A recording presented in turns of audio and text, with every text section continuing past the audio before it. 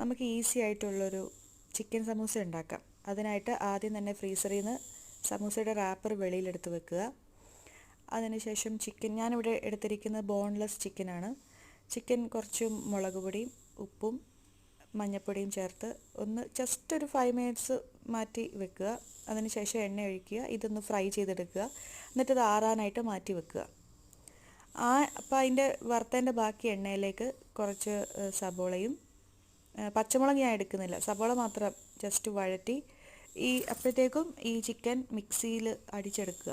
എന്നിട്ട് അത് രണ്ടും ചേർത്ത് നല്ലതായിട്ടൊന്ന് വഴറ്റിയെടുക്കുക. ഒത്തിരി ഇതാവേണ്ട, ജസ്റ്റ് കാരണം ചിക്കൻ ഓൾറെഡി വെന്തതാണ്, സബോളയും നല്ലതായിട്ട് വഴന്ന് കിട്ടുന്നതാണല്ലോ. ഉപ്പും ജസ്റ്റ് നോക്കുക.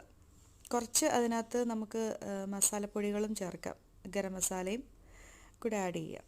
വേറൊന്നും ഞാൻ മസാലാസ് ആഡ് ചെയ്തില്ല.